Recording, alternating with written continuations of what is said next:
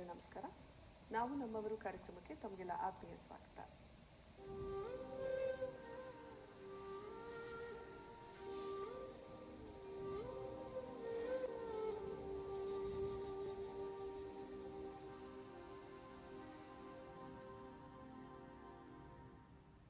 ಬನ್ನಿ, ಇವತ್ತಿನ ನಮ್ಮ ಅತಿಥಿ ನ್ಯೂಕ್ಲಿಯರ್ ಮೆಡಿಸಿನ್ ವಿಭಾಗದ ನುರಿತ ವೈದ್ಯರಾದಂಥ ಡಾಕ್ಟರ್ ಹೊಸಹಳ್ಳಿ ಮೋಹನ್ ನಮ್ಮೊಂದಿಗಿದ್ದಾರೆ. ಅವರನ್ನ ಕಾರ್ಯಕ್ರಮಕ್ಕೆ ಸ್ವಾಗತಿಸೋಣ. ಮೋಹನ್, ಕಾರ್ಯಕ್ರಮಕ್ಕೆ ಸ್ವಾಗತ. ನಮಸ್ಕಾರ. ನ್ಯೂಕ್ಲಿಯರ್ ಮೆಡಿಸಿನ್ ವಿಭಾಗದಲ್ಲಿ ಬಹಳ ದೊಡ್ಡ ಹೆಸರು ಡಾಕ್ಟರ್ ಹೊಸಹಳ್ಳಿ ಮೋಹನ್ ಅವರದ್ದು. ಬನ್ನಿ, ಅವ್ರ ಬಗೆಗಿನ ಕಿರುಚಿತ್ರಣವನ್ನು ಈಗ ನೋಡಿ ಬರೋಣ.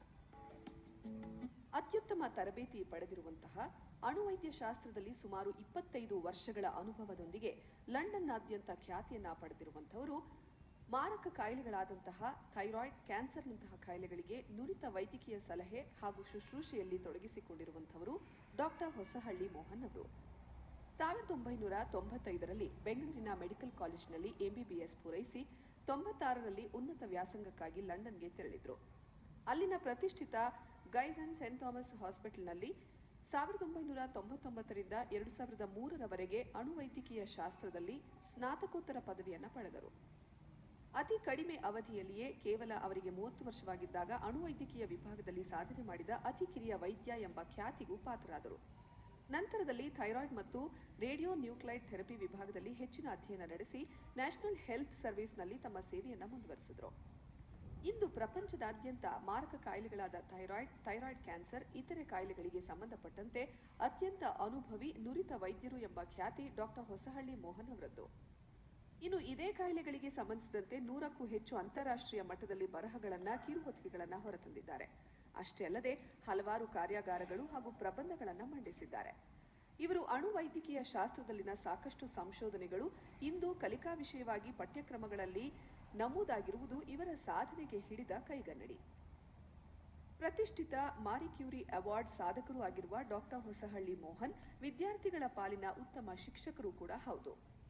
ಇವರೇ ಇಂದಿನ ನಾವು ನಮ್ಮವರು ಕಾರ್ಯಕ್ರಮದ ಅತಿಥಿ doctor Hosahalli. Doctor Mohan, doctor ಆಗೋದಕ್ಕೂ ಮೊದಲು ತಾವು ಎಲ್ಲಿಯವರು? ನಾನು ಮೂಲತಃ ಶಿವಮೊಗ್ಗ ಜಿಲ್ಲೆಯ ಹೊಸಹಳ್ಳಿ ಗ್ರಾಮದವನು. ಓಕೆ. ನಮ್ಮ ತಂದೆ ಅಲ್ಲಿ ಹೊಸಹಳ್ಳಿಯಿಂದ ಬಂದವರು. ಸಂಸ್ಕೃತ ಗ್ರಾಮ ಅಂತಾನೆ ಅದು ಬಹಳ ಹೆಗ್ಗಳಿಕೆ ತಂದಿದೆ. ನಮ್ಮ ತಾಯಿ ಹಾಸನ ಜಿಲ್ಲೆ ಬಸವಪುರ ಗ್ರಾಮದವರು. ಆದರೆ ನಾನು ಬೆಳೆದಿದ್ದೆಲ್ಲ ಬೆಂಗಳೂರಿನಲ್ಲೇ. ಓಕೆ. ಕಾರಣ ಅಂದರೆ ತಂದೆ ಇಲ್ಲಿ ಕೆಲಸ ಮಾಡ್ತಿದ್ರಾ, ಯಾಕೆ? ಹಾಂ, ನಮ್ಮ ತಂದೆಯವರು RV ಕಾಲೇಜ್ನಲ್ಲಿ ಪ್ರೊಫೆಸರ್ ಇನ್ ಮೆಕ್ಯಾನಿಕಲ್ ಇಂಜಿನಿಯರಿಂಗ್. ಅವರು 1964ನೇ ಇಸ್ವಿನಲ್ಲೇ ಇಲ್ಲಿ ಬಂದು ಅಲ್ಲಿ RV ಕಾಲೇಜ್ನಲ್ಲಿ ಶುರು ಮಾಡಿದರು.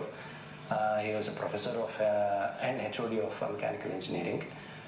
ಅಲ್ಲಿ ಕೆಲಸ ಮಾಡ್ತಾ ಇದ್ದಾಗ ಪ್ರೆಟಿ ಮಚ್ ಅವರ ಲೈಫ್ ಪೂರ್ತಿ ಅಲ್ಲೇ ಕೆಲಸ ಮಾಡಿದ್ರಿಂದ ನಾವು ಬೆಂಗಳೂರಿನಲ್ಲೇ ಕಂಟಿನ್ಯೂ ಮಾಡಿದ್ವಿ.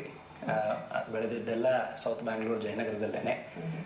ಆದರೆ ನಮ್ಮ ಒಂದು ಹಾಲಿಡೇಸ್ ಏನಿದೆ ಆ ಟೈಮೆಲ್ಲ ನಾವು ನಮ್ಮೂರಿಗೆ ಹೋಗಿ ಊರಿನ ವಾತಾವರಣ ಚೆನ್ನಾಗಿ ಅನುಭವಿಸಿದ್ವಿ.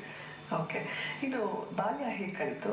ಬೆಂಗಳೂರಿನಲ್ಲೇ ಇದ್ದಂಥವ್ರು ತಾವು, ಓದಿನಲ್ಲಿ ಹೇಗಿದ್ರಿ? ಓದಿನಲ್ಲಿ ಜನರಲಿ ಮೊದಲಿಂದಾನು ಸ್ವಲ್ಪ ಮುಂದೆನೇ ಇದ್ದಿದ್ದು. ಯಾಕೆಂದರೆ ಮನೆಯಲ್ಲಿ ಒಂಥರ ಓದಿಗೆ ಬಹಳ ಪೂರಕವಾದಂಥ ಒಂದು ಸಂದರ್ಭ ಇತ್ತು. ತಂದೆಯವರು ಪ್ರೊಫೆಸರ್ ಆಗಿ ಇದ್ದಿದ್ದರಿಂದ ಅವರ ಒಂದು ಮಾರ್ಗದರ್ಶನ, ರೋಲ್ ಮಾಡೆಲ್ ಅಂತ ಏನಂತಾರೆ, ನನಗೆ ಬಹಳ ಒಂದು ಇನ್ಸ್ಪಿರೇಷನ್ ತಂತು. ಹಾಗೆ ತಾಯಿ ಕೂಡ ಬಹಳ ಥರ ಎಂಥೂಸಿಯಾಸ್ಟಿಕ್, ನನ್ನ ಮಗ ಚೆನ್ನಾಗಿ ಓದಬೇಕು, ಮುಂದಕ್ಕೆ ಬರಬೇಕು ಅನ್ನೋ ಒಂದಿದು. ಸೊ ಹಾಗಾಗಿ ಓದು ಚೆನ್ನಾಗಾಯಿತು. ನನ್ನ ಪ್ರಾಥಮಿಕ ಶಿಕ್ಷಣ ಏನಿದೆ ಅದು ಅರವಿಂದ ಮೆಮೋರಿಯಲ್ ಸ್ಕೂಲ್ನಲ್ಲಾಯಿತು. ಆಮೇಲೆ ಪ್ರೌಢ ಶಿಕ್ಷಣ ಬಂದು ಬ್ಯಾಂಗ್ಳೂರು ಹೈಸ್ಕೂಲ್ನಲ್ಲಾಯಿತು. ಅಲ್ಲಿ ಬ್ಯಾಂಗ್ಳೂರು ಹೈಸ್ಕೂಲ್ನಲ್ಲಿ ಓದ್ತಾ ಇದ್ದಾಗ ನನಗೆ ಒಂಥರ ಈ ಸೈಂಟಿಫಿಕ್ ಕ್ಯೂರಿಯಾಸಿಟಿ ಅನ್ನೋದೇನಿದೆ, ವೈಜ್ಞಾನಿಕ ಕುತೂಹಲ, ಅದು ಕಾಣಿತು. ಸೊ ಆಗ್ಲಿಂದಲೇ ಸೈನ್ಸ್ ಅನ್ನೋಂಥದ್ದು ನೆಚ್ಚಿನ ಸಬ್ಜೆಕ್ಟ್ ನಮಗೆ. ಹೌದು. ಓಕೆ. ತಮಗೆ ಸೈನ್ಸ್ ಬಗ್ಗೆ ಇದ್ದಂಥ ಆಸಕ್ತಿ ಬಗ್ಗೆ ಏನು ಹೇಳ್ತಿದ್ರು ಮನೇಲಿ? ಮನೆಯಲ್ಲಿ ನನಗೆ ಮ್ಯಾಥಮ್ಯಾಟಿಕ್ಸಲ್ಲಿ ತುಂಬ ಒಂದು ಆಸಕ್ತಿ. Very good at mathematics. Okay. So ಹಾಗಾಗಿ ಅವರು ನೀನು ಮ್ಯಾಥಮ್ಯಾಟಿಕ್ಸನ್ನು ಒಳಗೊಂಡಂತಹ ಒಂದು ಫೀಲ್ಡ್ನಲ್ಲಿ ಮುಂದಕ್ಕೆ ನೀನು ಬರಬಹುದು, ಚೆನ್ನಾಗಾಗಬಹುದು. ಸೈನ್ಸ್ ಕೂಡ ಹಾಗೇನೆ. ನಾನು ಬೆಂಗಳೂರು ಹೈಸ್ಕೂಲಿಗೆ ಬಂದಾಗ ನಮ್ಮಲ್ಲಿ ಅಲ್ಲಿ ಬಹಳಷ್ಟು ಜನ ಒಳ್ಳೆ ಟೀಚರ್ಸ್ ಇದ್ದರು. ಆ ಟೀಚರ್ಸಲ್ಲಿ ಪರ್ಟಿಕ್ಯುಲರ್ಲಿ ಒಬ್ಬರು ಚಂದ್ರನ್ ಅಂತ, ಅವರು ಒಂಥರ ಹಿ ಬ್ರಾಟ್ ನ್ಯೂ ಎಂಥೂಸಿಯಾಸಮ್, ಹೊಸ ಟೀಚರ್ ಅಲ್ಲಿಗೆ, ಬಟ್ ಆದರೆ ಹಿ ಬ್ರಾಟ್ ನ್ಯೂ ಎಂಥೂಸಿಯಾಸಮ್. ಸೊ ಅದಕ್ಕೆ ನಮಗೆಲ್ಲ ಒಂಥರ ನಮ್ಮ ಸ್ಟೂಡೆಂಟ್ಸ್ಗೆ ಚೆನ್ನಾಗಿ ಒಂದು ಸೈನ್ಸ್ನಲ್ಲಿ ಹೇಗೆ ಒಂದು ವೈಜ್ಞಾನಿಕ ಒಂದು ಕ್ವಶನ್ಸ್ ಹೇಗೆ ಮಾಡಬೇಕು ಅನ್ನೋದನ್ನ ಅವರು ಒಂಥರ ಹೇಳ್ಕೊಟ್ಟಿದ್ದು, ಮಾರ್ಗದರ್ಶನ ಮಾಡಿದ್ದು. ಓಕೆ, ತಾವು ತುಂಬ ಪ್ರಶ್ನೆಗಳನ್ನು ಸ್ವಲ್ಪ ಪ್ರಶ್ನೆ ಕೇಳೋದು ಜಾಸ್ತಿ ಇತ್ತು. ಸೊ ಹಾಗಾಗಿ ಕ್ಲಾಸ್ನಲ್ಲಿ ಕಷ್ಟಕ್ಕೂ ಸಿಲುಕ್ತಾ ಇದ್ದೆ. ಆದರೆ ಇದೇ ಒಂದು ಪ್ರಶ್ನೆ ಕೇಳುವಂಥ ಒಂದು ಸಂದರ್ಭ ಏನಿದೆ, ಅದರಿಂದ ನಾನು ಸೈನ್ಸ್ ಪ್ರಾಜೆಕ್ಟ್ಸ್ನಲ್ಲಿ ಬಹಳ ತೊಡಗ್ತಾ ಇದ್ದೆ.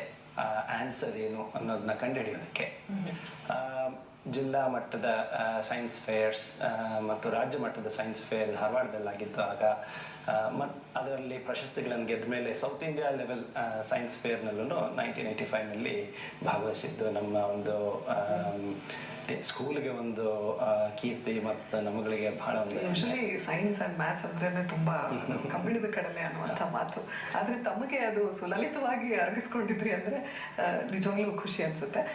ಒಂದು ಎಜುಕೇಶನ್ ಅಲ್ಲಿ ಯಾವಾಗ್ಲೂ ಮುಂದಿದ್ದಂಥದ್ದು ತಾವು. ಅದರ್ ದನ್ ಎಜುಕೇಶನ್ ಬೇರೆ ಯಾವ ಕೋ ಕರಿಕ್ಯುಲರ್ ಆಕ್ಟಿವಿಟೀಸ್ ಅಲ್ಲಿದ್ರಿ? ನಮ್ಮಲ್ಲಿ ಊರಿಗೆ ಹೋಗ್ತಾ ಇದ್ದೆ ಅಂತಂದಲ್ಲ, ಬಾಲ್ಯದಲ್ಲಿ ತುಂಗಾ ನದಿ ಇದೆ. ಸೊ ಆದ್ದರಿಂದ ನಾವು ಸ್ವಿಮ್ಮಿಂಗ್ ಅಂತೂ ಬಹಳ ನುರಿತವಾಗಿದ್ದೀವಿ. ಅಲ್ಲಿ ಸಂಗೀತ ಮತ್ತೆ ಕಲೆಗೂ ಕೂಡ ಒಳ್ಳೆ ಹೆಸರನ್ನ ಪಡೆದಂತ. ಹೌದು, ನಮ್ಮ ದೊಡ್ಡಪ್ಪನವರು ಗಮಕ ಗಂಧರ್ವ HR ಕೇಶಮೂರ್ತಿಗಳು. ಅವರು ಎಲ್ಲರಿಗೂ ಬಹಳ ಚಿರಪರಿಚಿತ. ನಮ್ಮ ಊರಿನಲ್ಲಿ ಈ ಕಲೆಗೆ, ಸಂಗೀತ ಎಲ್ಲ ಕಲೆಗೆ ಬಹಳಷ್ಟು ಪ್ರಾಧಾನ್ಯ ಇದೆ. ನೀವು ಯಾವತ್ತು ಕಲಿಬೇಕಂತ ಅನ್ಕೊಂಡಿಲ್ಲ? ನಾನು ಸ್ವಲ್ಪ ದಿವಸ ಕಲಿತೆ, ಬಟ್ ಆದರೆ MBBS ಸೇರಿ ಒಂದು ವೈದ್ಯಕೀಯ ಶಿಕ್ಷಣದ ಒಂದು ರೊಟೀನಿಗೆ ಬಿದ್ದ ಮೇಲೆ ಸಮಯದ ಅಭಾವದಿಂದ ಒಂಥರ ಅದನ್ನ ಪರ್ಸ್ಯೂ ಮಾಡೋಕ್ಕಾಗಲಿಲ್ಲ. ಅದೊಂದು ಕೊರತೆ ಅಂತೂ ಇದ್ದೇ ಇದೆ. ಯಾಕೆಂದ್ರೆ ಆದರೆ ಜೀವನದಲ್ಲಿ ಒಂದು ಈ ಸಂಗೀತ ಅನ್ನೋದು, ಕಲೆ ಅನ್ನೋದು ಏನಿದೆ, ಅದು ನಮಗೆ ಒಂಥರ ಬಹಳ ಖುಷಿ ಕೊಡುತ್ತೆ. ಅದನ್ನು ಪೂರ ಮಾಡ್ಲಿಕ್ಕೆ ಆಗಲಿಲ್ಲ ಅಂತ ಒಂದು ಕೊರತೆ ಇದೆ. ಆದರೆ ಈಗ ನಮ್ಮ wife, she is a very good talented artist and singer, so I can appreciate her better. ಸಂಗೀತ ಹಾಡದೇ ಇದ್ರೂ ಅಟ್ಲೀಸ್ಟ್ ಕೇಳುವಂತ ಸುಯೋಗ ನಿಮಗಿದೆ ಅನ್ನೋ. ಡೆಫಿನೆಟ್ಲಿ. ಓಕೆ, ಇನ್ನು ಎಲ್ಲ ವಿಚಾರಗಳಲ್ಲೂ ತಾವು ಸದಾ ಮುಂದಿದ್ದಂಥವ್ರು. ಮನೆಯಲ್ಲಿ ತಂದೆ ತಾಯಿ ಆಸೆ ಒಂದು ಸೈನ್ಸ್ನಲ್ಲಿ ಮುಂದುವರ್ಕೊಂಡು ಹೋಗು ಅನ್ನುವಂಥದ್ದಾಗಿತ್ತು, ಆದರೆ ತಮ್ಮ ಆಸೆ ಏನಾಗಿತ್ತು? ತಂದೆ ತಾಯಿ ನಿರ್ದಿಷ್ಟವಾಗಿ ಯಾವತ್ತಾದ್ರೂ ಹೇಳಿದ್ರ ನೀನು ಡಾಕ್ಟ್ರೇ ಆಗಬೇಕು ಅನ್ನುವಂಥ? ನಮ್ಮ ತಂದೆಯವರು ನಾ ಹೇಳಿದ ಹಾಗೆ he was a professor in mechanical engineering. ಅವರನ್ನು ನೋಡಿ ನಾನು ಇಂಜಿನಿಯರಿಂಗ್, ಯಾಕೆಂದರೆ ಸೈನ್ಸ್ನಲ್ಲಿ ನಂಗೆ ತುಂಬ ಇಂಟ್ರೆಸ್ಟ್ ಇದ್ದಿಂದ ಇಂಜಿನಿಯರಿಂಗೇ ಮಾಡಬೇಕು ಅಂತ ಒಂದು ನ್ಯಾಚುರಲ್ ಒಂದು ಇನ್ಕ್ಲಿನೇಷನ್ ಇತ್ತು. ಹಾಗೆ ಕಷ್ಟಪಟ್ಟು ಓದಿ PUCನಲ್ಲಿ ಒಳ್ಳೆ ಮಾರ್ಕ್ಸ್ಗಳನ್ನು ತೆಗೆದುಕೊಂಡು ಬಂದ ಮೇಲೆ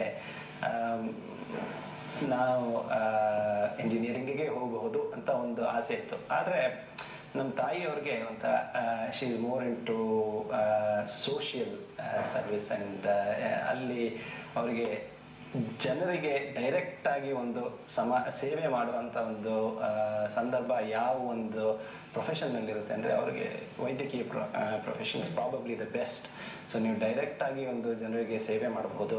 ಅದರಿಂದ ಹಾಗೂ ನಮ್ಮ ಮನೆಯಲ್ಲಿ ನಮ್ಮ ಸೋದರ ಮಾವ ಡಾಕ್ಟರ್ ನಾಗರಾಜ್ ರಾವ್ ಅವರು, he is a very big doctor, gold medalist ಕೂಡ ಅವರು, ಹಾಸನದಲ್ಲಿ ಖ್ಯಾತ ಡಾಕ್ಟರ್ ಅವರು ನಮಗೆ ಒಂದು ರೋಲ್ ಮಾಡೆಲ್ ಆಗಿದ್ರು. ಹಾಗಾಗಿ ನಮ್ಮ ತಾಯಿಯವ್ರಿಗೆ ನೀನು ಯಾಕೆ ವೈದ್ಯಕೀಯ ಶಿಕ್ಷಣ ತಗೋಬಾರ್ದು, ಇದರಿಂದ ನೀನು ಜನರಿಗೂ ಒಂದು ಸೇವೆ ಮಾಡಬಹುದು, ಜನರ ಲೈಫನ್ನು ಚೇಂಜ್ ಮಾಡಬಹುದು ಅನ್ನೋ ಒಂದು ಮನೋಭಾವದಿಂದ ನನ್ನ ಒಂದು ಸ್ವಲ್ಪ ಆ ಕಡೆಗೆ ಸೆಳೆದ್ರು. ಓಕೆ, ಈಗೊಂದು ಚಿಕ್ಕ ವಿರಾಮ.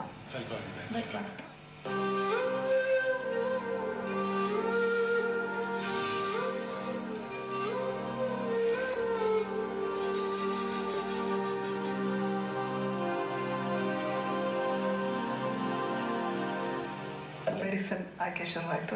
ಹೇಗಿತ್ತು ಸ್ಟಡೀಸ್? ಹೇಗಿತ್ತು ಸ್ಟಡೀಸ್? ಇನಿಷಿಯಲಿ ಸ್ವಲ್ಪ ಕಷ್ಟನೇ ಆಯಿತು.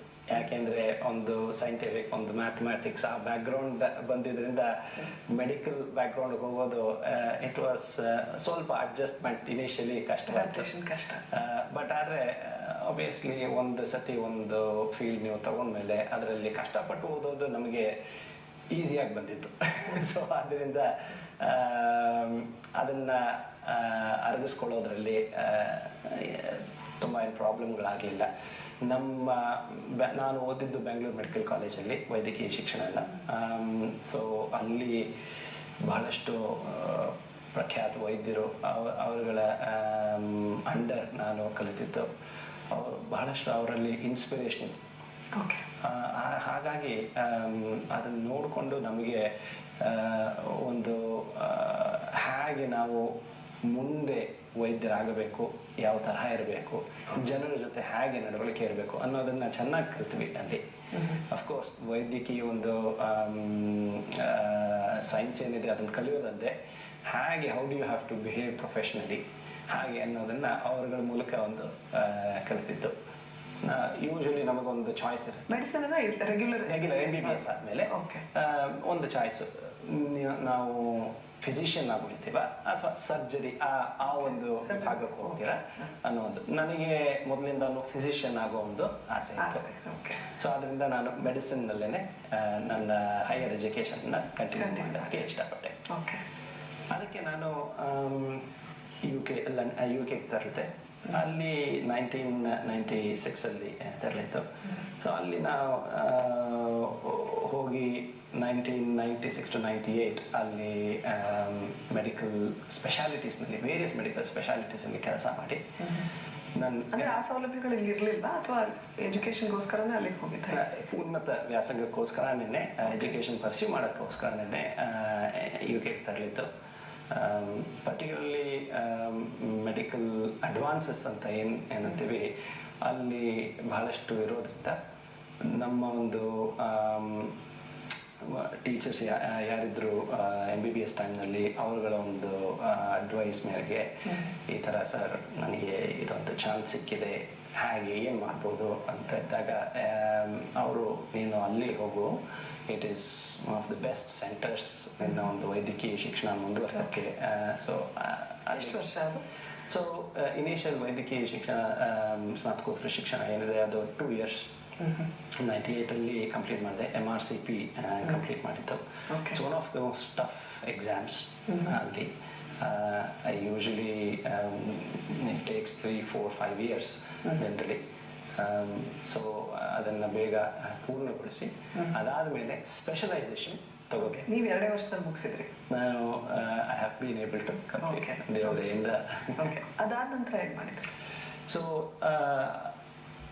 ಆಗ ನಾನು ವೈದ್ಯಕೀಯ ಒಂದು ಮೆಡಿಸಿನ್ ಮುಗಿಸಿದಾಗ ನಾನು ಯೋಚನೆ ಮಾಡ್ತಾ ಇದ್ದೆ ಹಾಗೆ ಯಾವ ಒಂದು ಫೀಲ್ಡ್ನಲ್ಲಿ ಸ್ಪೆಷಲೈಸೇಷನ್ ಮಾಡ್ಬೋದು ಅಂತ. ಈಗ ಯೂಶಲಿ ಕಾರ್ಡಿಯಾಲಜಿ, ನೆಫ್ರಾಲಜಿ, ನ್ಯೂರಾಲಜಿ ಇದು ಒಂಥರ main stream important popular subject ಅಂತ ಏನಂತಾರೆ ಅದು. ಸೊ ಅಲ್ಲಿ ಆ ಟೈಮ್ನಲ್ಲಿ ನಮ್ಮ ಮನೆ ಎದುರಲ್ಲೇ ಒಬ್ಬರು ನಮ್ಮವರೇ ಆದ ಕನ್ಸಲ್ಟೆಂಟ್ ಒಬ್ಬರು ಬಂದು ನೆಲ್ಸೆಂಟ್ರಲ್ಲಿ ಅವರನ್ನು ಮಾತಾಡ್ಸ್ತಾ ಇದ್ದಾಗ ನೀವೇನು ಮಾಡ್ತೀರಾ ಅಂತ ಕೇಳಿದಾಗ ಅವ್ರು ನಾನು ನ್ಯೂಕ್ಲಿಯರ್ ಮೆಡಿಸಿನಲ್ಲಿ ಕನ್ಸಲ್ಟೆಂಟು ಅಂತಂತಂದರು. ಏನಿದು ನ್ಯೂಕ್ಲಿಯರ್ ಮೆಡಿಸಿನ್ ಅಂದರೆ ಏನು ಅಂತ ಕೇಳಿ ತಿಳ್ಕೊಂಡು ಅವರಿಂದ ತಿಳ್ಕೊಂಡ್ಮೇಲೆ actually this is a field that will really suit me and I will suit this field very well ಅನ್ನೋ ಒಂದು ಅನಿಸಿಕೆ ಬಂತು. ಆಗ ನಿಮ್ಮ ಪ್ರಶ್ನೆ ಅವರಿಗಾಗಿತ್ತು ನ್ಯೂಕ್ಲಿಯರ್ ಮೆಡಿಸಿನ್ ಅಂದರೆ ಏನು ಅಂತ. ಈಗ ನಮ್ಮ ಪ್ರಶ್ನೆ ನ್ಯೂಕ್ಲಿಯರ್ ಮೆಡಿಸಿನ್ ಅಂದರೆ ಏನು? ಜನರಲಿ ನಾನು ಜನ ಕೇಳ್ತಾರೆ ನೀವೇನು ಮಾಡ್ತೀರಾ ಅಂತ. ನಾನು ನ್ಯೂಕ್ಲಿಯರ್ ಮೆಡಿಸಿನ್ ಫಿಸಿಷಿಯನ್ ಅಂತೀನಿ. ಎಲ್ಲರೂ ಹೌದಾ ಅಂತಂತಾರೆ. ಆಮೇಲೆ ಅಂದರೆ ಏನು ಅಂತ ಕೇಳೋ ಪ್ರಶ್ನೆನೇ ಯೂಶಲಿ ಪ್ರಶ್ನೆ. ಕ್ವೆಶ್ಚನ್ ನ್ಯೂಕ್ಲಿಯರ್ ಮೆಡಿಸಿನ್ ಪರಮಾಣು ವೈದ್ಯಕೀಯ ವಿಜ್ಞಾನ. ಈಗ ಪರಮಾಣುಗಳು ಏನಿರುತ್ತವೆ ಅವು ಒಂದು ಅನ್ಸ್ಟೇಬಲ್ ಆರ್ ಮೆಟಾಸ್ಟೇಬಲ್ ಸ್ಟೇಟಲ್ಲಿ ಇರ್ತಾರೆ, ಅಂದರೆ ಮಿತಸ್ಥಿತ. ಆ ಸ್ಥಿತಿಯಿಂದ ಅವರು ಸಮಸ್ಥಿತಿಗೆ ಬರಬೇಕು, ಸ್ಟೇಬಲ್ ಸ್ಟೇಟ್ಗೆ. ಆ ಒಂದು ಸ್ಟೇಟಿಗೆ ಬರಬೇಕಾದ್ರೆ ಎನರ್ಜಿನ ಅವರು ಹೊರಹಾಕಬೇಕು. ಈಗ ಮಕ್ಕಳು ಬಹಳ ಒಂಥರ ಎನರ್ಜಿನಲ್ಲಿ ಇರ್ತಾರೆ, ಅವ್ರು ಒಂದು ಸ್ವಲ್ಪ ಚೆನ್ನಾಗಿ ಆಟ ಆಡಿ ಬಂದರೆ ಸ್ವಲ್ಪ ಕಾಮ್ ಆಗಿರ್ತಾರೆ. ಸೊ ಅದೇ ತರಹ ಈ ಪರಮಾಣುಗಳು ಹಾಗೆ ಒಂದಷ್ಟು ಎನರ್ಜಿನ ಕಳೆದುಕೊಂಡು ಮತ್ತೆ ಸಮಸ್ಥಿತಿಗೆ ಬರ್ತಾರೆ. ಆ ಒಂದು ಎನರ್ಜಿ ಕಳೆಯೋದೇನಂತೆ ಅದನ್ನ ಕಿರಣಗಳು ಬರ್ತವೆ, ರೇಡಿಯೋ ಆಕ್ಟಿವ್ ಕಿರಣಗಳು. ಈ ಕಿರಣಗಳನ್ನು ನಾವು ಬಳಸ್ಕೊಂಡು ನಮ್ಮ ದೇಹದಲ್ಲಿ ಆಗುವ ಕ್ರಿಯೆಗಳು ಅವು ಹೇಗೆ ಆಗ್ತಾ ಇದೆ, ಅದರಲ್ಲಿ ಏನಾದರೂ ತೊಂದರೆ ಇದೆಯಾ ಅನ್ನೋದನ್ನ ಕಂಡುಹಿಡಿಯಬಹುದು. ಓಕೆ, ಅದನ್ನು ಕಂಡುಹಿಡಿಯೋದಂತೆ, ಅದು ಎಲ್ಲಿದೆ ಪ್ರಾಬ್ಲಮ್ಮು ಅಂತ ಕಂಡುಹಿಡಿಯೋದಂತೆ ನಾವು ಬೇರೆ ಡಾಕ್ಟರ್ ಕೇಳಿದ್ರೆ ನಮ್ಮ ಕ್ವಶನ್ನ ಅವರಿಗೆ ನಾವು ಗೈಡ್ ಮಾಡ್ಬೋದು. ಇಲ್ಲಿದೆ ಪ್ರಾಬ್ಲಮ್ಮು, ನೀವು ಈ ತರಹ ಒಂದು ಮ್ಯಾನೇಜ್ಮೆಂಟನ್ನು ಮಾಡಬಹುದು ಅಂತ ನಾವು ಅವರಿಗೆ ಗೈಡೆನ್ಸ್ ಕೊಡ್ಬೋದು. ಹಾಗೂ ಇದೇ ರೇಡಿಯೋ ಆಕ್ಟಿವಿಟಿನ ಯೂಸ್ ಮಾಡಿಕೊಂಡು ಬಹಳಷ್ಟು ಕಾಯಿಲೆಗಳನ್ನು ಟ್ರೀಟ್ ಕೂಡ ಮಾಡಬಹುದು. ಓಕೆ, ಯಾವೆಲ್ಲ ಕಾಯಿಲೆಗಳನ್ನು ಟ್ರೀಟ್ ಮಾಡ್ಬೋದು? ಇಲ್ಲಿ ನಾವು ಜನರಲಿ ಥೈರಾಯ್ಡ್ ಕಾಯಿಲೆ ಬಹಳ ಒಂದು ಕಾಮನ್ ಕಾಯಿಲೆ ಇದು. ಪರ್ಮನೆಂಟ್ ಕ್ಯೂರ್ ಆಗುತ್ತಾ? ಪರ್ಮನೆಂಟ್ ಕ್ಯೂರ್ ಆಗೋ ಒಂದು ಸ್ಥಿತಿ ಇದೆ ಈಗ. ಥೈರಾಯ್ಡ್ ಕಾಯಿಲೆ ಬೋತ್ ಒಂದು ನಾನ್ ಕ್ಯಾನ್ಸರ್ ಮತ್ತು ಕ್ಯಾನ್ಸರಸ್ ಕಾಯಿಲೆ ಎರಡೂ ಇದೆ. ಎರಡರಲ್ಲೂ ಒಂದು ಒಳ್ಳೆ ಒಂದು ಕ್ಯೂರನ್ನು ಕೊಡಬಹುದು ಈ ರೇಡಿಯೋ ಆಕ್ಟಿವ್ ಔಷಧಗಳನ್ನು ಯೂಸ್ ಮಾಡಿಕೊಂಡು. ಸೊ ಅದನ್ನು one of the main disease ಏನಂತಾರೆ ಥೈರಾಯ್ಡ್ ಡಿಸೀಸಸ್. ಹಾಗೆ ಬರೀ ಅದು ಥೈರಾಯ್ಡ್ ಮಾತ್ರ ಸೀಮಿತವಾಗಿಲ್ಲ, ಅದು ನೆಕ್ಸ್ಟ್ ಇನ್ನೊಂದು ಬೇರೆ ಕ್ಯಾನ್ಸರ್ ಕಾಯಿಲೆಗಳು such as neuro endocrine tumours ಅಂತಾರೆ. ಈಗ ಆ್ಯಪಲ್ ದೊಡ್ಡ ಸಂಸ್ಥಾನ, ಅದರ ಫೌಂಡರ್ ಸ್ಟೀವ್ ಜಾಬ್ಸ್ ಅವ್ರಿಗೂ ಕೂಡ ನ್ಯೂರೋ ಎಂಡೋಕ್ರೈನ್ ಟ್ಯೂಮರ್ ಇತ್ತು. ಸೊ ಆ ಟ್ಯೂಮರ್ಸ್ನ ಟ್ರೀಟ್ ಮಾಡೋದ್ರಲ್ಲಿ nuclear medicine has got a big role. Okay, ಹಾಗೂ this is always based on research. ಈಗ research is part of the practice. Okay, ಈಗ ನಮ್ಮ clinical day to day practice ಏನಿದೆ ಅದರಲ್ಲಿ ನಾವು ರಿಸರ್ಚನ್ನು ಹಾಗೆ ಅಳವಡಿಸ್ಕೊಂಡಿದ್ದೇವೆ. ಯಾಕೆಂದರೆ ಇದು ನ್ಯೂಕ್ಲಿಯರ್ ಮೆಡಿಸಿನ್ ಅನ್ನೋದು it's quite a young speciality. Last 50-60 ಇಯರ್ಸಿಂದ ಬಂದಿರೋಂಥ ಡೆವಲಪ್ ಆಗಿರೋಂಥ ಸ್ಪೆಷಾಲಿಟಿ. ಸೊ ಇದರಲ್ಲಿ ನಮಗೆ ಇನ್ನಷ್ಟು ತಿಳಿಯೋದು ಬಹಳ ಇದೆ. ಸೊ ಅದು ಹೇಗೆ ತಿಳಿಬೇಕು ಅಂತಂದರೆ ನಮ್ಮ ಒಂದು ಪ್ರಾಕ್ಟೀಸ್ ಏನಿದೆ ಅದರಲ್ಲಿ ನಾವು ರಿಸರ್ಚನ್ನು ಅಳವಡಿಸ್ಕೊಂಡು ರೆಗ್ಯುಲರ್ ಆಗಿ ರಿಸರ್ಚ್ನಲ್ಲಿ ತೊಡಗ್ತೀವಿ. ಅಂದರೆ ಇದೆಲ್ಲ ಇವಾಗ ಅಳವಡಿಕೆ ಆಗ್ತಾ ಇದೆಯಾ ಆಲ್ರೆಡಿ? ಖಂಡಿತ ಬಹಳಷ್ಟು ಅಳವಡಿಕೆ ಆಗಿದೆ. ಒಂದು ಬೇರೆ ಬೇರೆ ತರಹ ಕಾಯಿಲೆಗಳನ್ನು ಡಯಾಗ್ನೋಸ್ ಮಾಡೋದ್ರಲ್ಲಾಗಲಿ ಅಥವಾ ಟ್ರೀಟ್ ಮಾಡೋದ್ರಲ್ಲಾಗಲಿ nuclear medicine has become quite a common investigation ಇವಾಗ. Okay, and a very important piece of investigation. Nuclear medicine, radiology. ಈಗ ರೇಡಿಯಾಲಜಿ ನಾವು ಯೂಶಲಿ ನಾವು ಕೇಳಿರ್ತೀವಿ, ಹೌದು, ಎಕ್ಸ್ರೇ, CT ಸ್ಕ್ಯಾನ್ ಅದ್ರ ಬಗ್ಗೆ. ನ್ಯೂಕ್ಲಿಯರ್ ಮೆಡಿಸಿನ್ ಅಂದಾಗ ಜನರಿಗೆ ಅಷ್ಟು ತಿಳಿದಿರಲ್ಲ. ಬಟ್ ಆದರೆ ಏನಂದರೆ ಇದು ಎರಡೂ ಬಹಳ ಕಾಂಪ್ಲಿಮೆಂಟ್ರಿ ಸ್ಪೆಷಾಲಿಟೀಸ್. ಏನಂತಾರೆ, ರೇಡಿಯಾಲಜಿಯಿಂದ ನಾವು ಹೇಗಿದೆ ಅಂತ ನೋಡಬಹುದು, ಆದರೆ ನ್ಯೂಕ್ಲಿಯರ್ ಮೆಡಿಸಿನ್ನಲ್ಲಿ ನಾವು ಹೇಗೆ ಅದು ವರ್ಕ್ ಆಗ್ತಾ ಇದೆ, ಫಂಕ್ಷನ್ ಹೇಗಿದೆ ಅದರದ್ದು ಅನ್ನೋದನ್ನ ನೋಡೋಣ, ತಿಳ್ಕೊಬೋದು. ಯಾಕೆಂದರೆ ನೀವು ರೇಡಿಯೋ ಆಕ್ಟಿವಿಟಿನ ಏನಿದೆ ಅದನ್ನು ನೀವು ತೆಗೆದುಕೊಂಡು ಯಾವುದೇ ಒಂದು ವಸ್ತುಗೆ ನೀವು ಅದನ್ನು ಅಟ್ಯಾಚ್ ಮಾಡ್ಬೋದು. ಅಟ್ಯಾಚ್ ಮಾಡಿ if you inject the radio activity then you can follow it. Okay, where it is going, ಎಲ್ಲಿ ಹೋಗ್ತಾ ಇದೆ ಅಂತ ಅದನ್ನು ನಾವು ಚಿತ್ರಣ ಮಾಡ್ಬೋದು. ಓಕೆ, ಆ ಚಿತ್ರಿಸಿದ ಮೇಲೆ ಎಲ್ಲಿ ಹೋಗಿ ಅದರದ್ದು ಒಂದು ಆಕ್ಟಿವಿಟಿ ಹೇಗಿದೆ, ಆ ಒಂದು ಆರ್ಗನ್, ಈಗ ಹಾರ್ಟ್ ನೋಡ್ತಾ ಇದ್ರೆ ಅದು ಹೇಗೆ ಒಂದು ರೇಡಿಯೋ ಆಕ್ಟಿವ್ ಫಾರ್ಮಸ್ಯೂಟಿಕಲ್ನ ಉಪಯೋಗಿಸ್ಕೊತಾ ಇದೆ ಅನ್ನೋದನ್ನು ನೋಡಿ ಹಾರ್ಟ್ನಲ್ಲಿ ಯಾವ ತರಹ ಒಂದು ಪ್ರಾಬ್ಲಮ್ ಇರಬಹುದು ಅನ್ನೋದನ್ನ ನಾವು ತಿಳಿಸ್ಬೋದು. ತಮ್ಮ ಅಧ್ಯಯನ ಯಾವುದ್ರ ಬಗ್ಗೆ ಸಾಗಿತ್ತು? ನನ್ನ ಅಧ್ಯಯನ ಜನರಲಿ ಒಂದು ಈ ನ್ಯೂಕ್ಲಿಯರ್ ಮೆಡಿಸಿನ್ ಫೀಲ್ಡಲ್ಲಿ ಡಯಾಗ್ನೋಸ್ಟಿಕ್ ಇಮೇಜಿಂಗ್ ಅಂತ ಇದೆ, ಥೆರಪಿ ಅಂತ. ಸೊ ಡಯಾಗ್ನೋಸ್ಟಿಕ್ ಇಮೇಜಿಂಗ್ನಲ್ಲಿ ಎಲ್ಲ ತರಹದ ಒಂದು ವಿದ್ಯೆಗಳನ್ನು ಅದರ ಬಗ್ಗೆ ತರಬೇತಿ ಪಡೆದ ಮೇಲೆ ಥೆರಪ್ಯೂಟಿಕ್, ಯಾಕೆಂದರೆ ಒಬ್ಬ ವೈದ್ಯನಾದ ಮೇಲೆ ಇಫ್ ಯು ಡೋಂಟ್ ಟ್ರೀಟ್ ಒಂಥರ ಯು ಜಸ್ಟ್ ಫೀಲ್ ಲೈಕ್ ಏನು ಬರೀ ಡಯಾಗ್ನೋಸ್ಟಿಕ್ ಇಸ್ ಮಿಸ್ಸಿಂಗ್ ಅನ್ನೋ ಒಂದು ಭಾವ ಕಾಡ್ತಾ ಇರುತ್ತೆ. ಸೊ ಹಾಗಾಗಿ ಥೆರಪ್ಯೂಟಿಕ್ ಸೈಡ್ ಏನಿದೆ ಅದು ನನಗೆ ಬಹಳ ಒಂದು ಇಷ್ಟವಾದದ್ದು. ಅದರಲ್ಲೂ ಥೈರಾಯ್ಡ್ ಡಿಸೀಸಸ್ ಬಗ್ಗೆ ಸಾಕಷ್ಟು ಒಂದು ತರಬೇತಿ ಪಡೆದು ಆ್ಯಂಡ್ ಅದರಲ್ಲಿ ಸಾಕಷ್ಟು ಉನ್ನತ ಅಧ್ಯಯನ ಮತ್ತು ರಿಸರ್ಚ್ ಎಲ್ಲ ಮಾಡಿದ್ದೀನಿ. ಈಗೊಂದು ಚಿಕ್ಕ ವಿರಾಮ. ಕ್ವಿಕ್ ಆಗಿ ಮುಗಿಸಿದ್ರಿಂದ ಕಷ್ಟವಾದ ಎಕ್ಸಾಮ್ಸನ್ನು ಈವನ್ ನ್ಯೂಕ್ಲಿಯರ್ ಮೆಡಿಸಿನ್ ಕೂಡ ಬಹಳ ಕ್ವಿಕ್ ಆಗಿ ಮುಗಿಸೋ ಹಾಗೆ ಆಯಿತು. And it is tough time. Obviously ಆ ಟೈಮ್ನಲ್ಲಿ ತರಬೇತಿ ಪ್ಲಸ್ ವರ್ಕ್ ಎರಡನ್ನೂ ಇದು ಮಾಡಿಕೊಂಡು ಹೊಂದಿಸ್ಕೊಂಡು ಹೋಗಬೇಕಿತ್ತು. ಆದರೆ ಅದನ್ನು ಏನೋ ಕಂಪ್ಲೀಟ್ ಮಾಡಿ 2003ನಲ್ಲಿ is about 29, nearly coming on to 30, I was able to become a consultant. 3 ವರ್ಷ ಓದ್ತಾನೆ ಇದ್ರಿ, ಬೇಜಾರಾಗಲಿಲ್ಲ? Doctor's life is such that the education is never ending. UK ಇಂದ ಮತ್ತೆ ಭಾರತಕ್ಕೆ ವಾಪಸ್ ಬಂದಿದ್ದೀರಿ. ಏನು ತಮ್ಮ ಯೋಜನೆಗಳು, ಕನಸುಗಳು? UK-ನಲ್ಲಿ ಬೆಸ್ಟ್ ಹಾಸ್ಪಿಟಲ್ಸಲ್ಲಿ ಟ್ರೈನಿಂಗ್ ಪಡೆದು ವೃತ್ತಿ ಜೀವನ ನಡೆಸಿ ಎಕ್ಸ್ಪೀರಿಯನ್ಸ್ ಪಡೆದ ಮೇಲೆ and becoming one of the leaders in the speciality, ಒಂದು ನಾವು ರೆಗ್ಯುಲರ್ಲಿ ವರ್ಷಕ್ಕೆ 1-2 ಸತಿ ಬರೋದಿರ್ತೇ ಇತ್ತು. ಯಾಕೆಂದರೆ ಅಪ್ಪ ಅಮ್ಮ ಫ್ಯಾಮಿಲಿ ಎಲ್ಲರೂ ಇಲ್ಲೇ ಇದ್ದಾರೆ. ಸೊ ಹಾಗಾಗಿ ಬರೋದಿರ್ತೇ ಇತ್ತು. ಬರ್ತಾ ಇದ್ದ ವೇಳೆಯಲ್ಲಿ ಬಹಳಷ್ಟು ಜನ ನಮ್ಮನ್ನ ಕೇಳ್ತಾ ಇದ್ರು, ನೀವು ಎಲ್ಲ ಬಹಳ ಚೆನ್ನಾಗಿ ಮಾಡ್ತಾ ಇದ್ದೀರಾ, ಪ್ರೋಗ್ರೆಸಿಂಗ್ ವೆರಿ ವೆಲ್, ನಿಮ್ಮ ಸೇವೆ ನಮಗೆ ಯಾವಾಗ ಸಿಕ್ಕೋದು ಅಂತ. ನಾನು ನಮ್ಮ ಸೇವೆ ಅನ್ನಲ್ಲ, ಅದೇನು ನನಗೆ ಇಟ್ ಈಸ್ ಗಿವಿಂಗ್ ಬ್ಯಾಕ್. ಯಾಕೆಂದರೆ ನಾನು ಮೂಲತಃ ಬೆಂಗಳೂರು, ನಾನು ಭಾರತ, ನಾನು ಸೊ ಎಲ್ಲ ಎಕ್ಸ್ಪರ್ಟೀಸನ್ನು ಪಡೆದ ಮೇಲೆ ನಮ್ಮ ಭಾರತ ಬೆಂಗಳೂರು ಜನರಿಗೆ ಅದನ್ನ ಹೇಗೆ ಉಪಯೋಗಿಸ್ಕೋಬಹುದು ಅನ್ನೋದನ್ನು ನಮ್ಗೆ ಯಾವಾಗಲೂ ಯೋಚನೆ ಇದ್ದೇ ಇತ್ತು. ಮೀ ಆ್ಯಂಡ್ ಮೈ ವೈಫ್ ಇಬ್ಬರೂ ಆ ಒಂದು ಯೋಚನೆ ಯಾವಾಗಲೂ ಇದ್ದೇ ಇತ್ತು. ಸೊ ಹಾಗಾಗಿ ನಾವು ಯೋಚನೆ ಮಾಡ್ತಾ ಇದ್ವಿ, ಯಾವ ತರಹದಲ್ಲಿ ನಾವು ಇದನ್ನು ಉಪಯೋಗಿಸ್ಕೋಬಹುದು, ಹೇಗೆ ನಾವು we can make a move such that we can make it a successful one. So ಒಂದು ಕಾಂಟ್ರಿಬ್ಯೂಷನ್ ನಮ್ಮದೇನಿದೆ ಟುವರ್ಡ್ಸ್ ದ ಕಮ್ಯುನಿಟಿ ಅದು ಚೆನ್ನಾಗಿ ಆಗಬೇಕು. ಸೊ ಹಾಗಾಗಿ ಲಾಸ್ಟ್ 3 ಇಯರ್ಸಿಂದ ಒಂದು ಯೋಚನೆ ಮಾಡಿ ಏನು ಪ್ಲ್ಯಾನ್ ಮಾಡಿದ್ದೀರಿ ಈಗ ಇಲ್ಲಿ ನಾವು ನ್ಯೂಕ್ಲಿಯರ್ ಮೆಡಿಸಿನ್ ಫೆಸಿಲಿಟೀಸ್ ಏನಿದೆ ಸಾಕಷ್ಟಿದೆ. ಬಟ್ ಆದರೆ ಒಂದು ಏನಂದರೆ ನಾನು ನೋಡ್ತಾ ಇರೋದು ಇಟ್ಸ್ ವೆರಿ ಡಿಸ್ಪರ್ಸ್ಡ್. ಸೊ ಅದನ್ನು ಒಂದು ಫೋಕಸ್ಡ್ ಆಗಿ ತರೋದು. Okay. And establishing high quality service. Okay. Is it too expensive? It is an expensive specialty.